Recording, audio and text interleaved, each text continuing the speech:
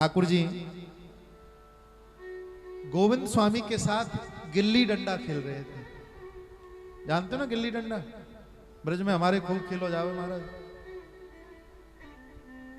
और गिल्ली डंडा खेलते खेलते अब दोनों संग खेल रहे। अब जैसे ही ठाकुर जी की बारी आई पोत देवे की, खेलवे की बारी गोविंद स्वामी जी की आई, ठाकुर जी सोई खेल छोड़ करके भाग आए।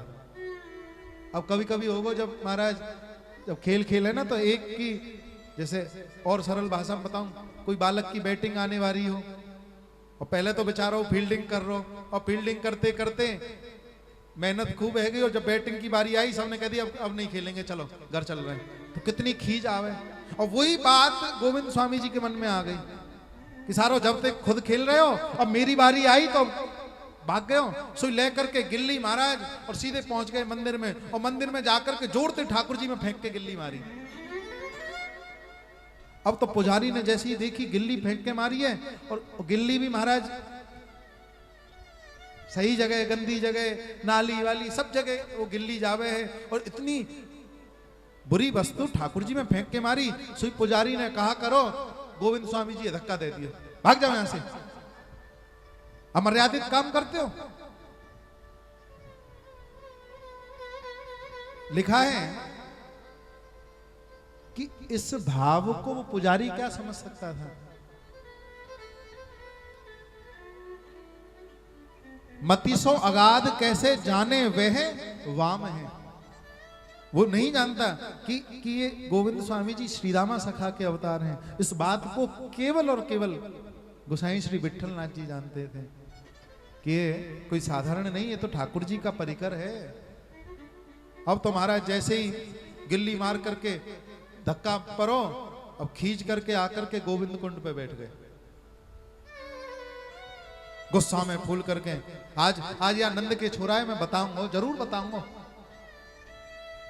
अपनी बारी लेकर के भाग गए हो यहां से, गुस्सा में बैठे। यही रास्ता ते गैया चरावे जावे ना, वन में जावे, यहीं पकड़ के वहां मैं आज पिटाई लगाऊंगा, कुटाई लगाऊंगा बढ़िया जोड़ते।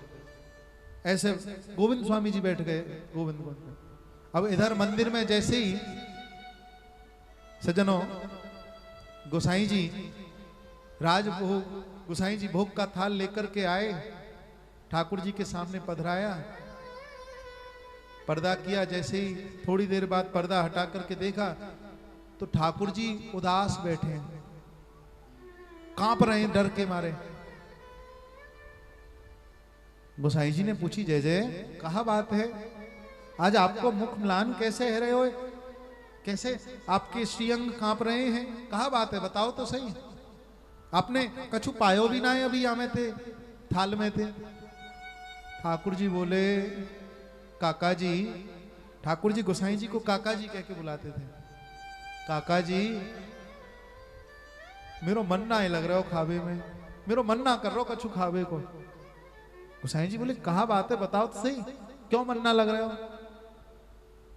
बोले वो गोविंदा जो है ना, वो गोविंद कुंड पे बैठो है और वहां बैठ करके यूं कह रहे हो कि नंद को छोरा जब आएगा तो मैं वहां में कुटाई लगाऊंगा, पिटाई लगाऊंगा। पहले तुम बाकू बुलाओ और जब वो आ जाएगो तुम बाकू मना लोगे, तब मेरो मन करेगो कि मैं कछु खाऊं। पहले बाकी संग बैठ के ही खाऊंगा मैं आज। गोसाई जी ने सेवकों को भेजा, जाओ गोविंदास को बुला करके लाओ। अब गोविंदास तो महाराज ऐंठ में गुस्से में बैठा है। अरे मैं का कोई वो ज्यादा बड़े बाप को छोरा है का, मैं वहां के पास जाऊं, वो आएगा मेरे पास, मैं ना जा रहा हूं। ठाकुर जी ये सख्य भाव है, प्रेम है, और इस प्रेम की बात को भैया हर कोई जान नहीं सकता। गोसाई जी स्वयं आए और जबरदस्ती व गोविंदास को पकड़ करके ठाकुर जी के पास ले गए। गोविंदास जी कहने लगे, गोसाई जी सुनो, चाहे कितने बड़े बाप को बेटा है, गलती मेरी नहीं, गलती बाकी, और वो जब तक मुझे क्षमा नहीं मांगेगो तब तक मैं बाकू माफ नहीं करूंगा। वो मेरे चरणन में जब दंडोत करेगो जब मानूंगा मैं।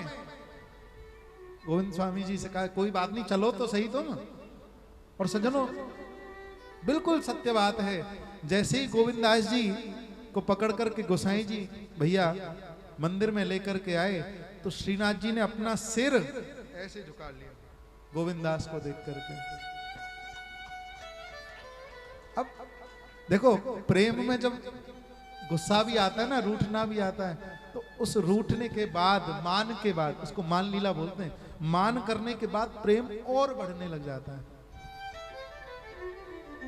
अब जैसे ही देखा ठाकुर जी ने सिर झुका रखा है, गोविंद दास ने जाकर के हृदय से लगा लिया। ठाकुर जी बोले भैया मुझे माफ कर दियो, तेरे चक्कर में मैंने रोटी और ना खाई है, भूखो मर रहा हूं, चल आ बैठ के भोजन कर।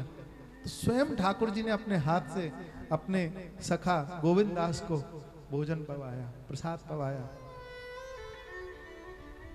ऐसी मधुर मधुर लीलाएं ठाकुर जी अपने सखाओं के साथ करते हैं।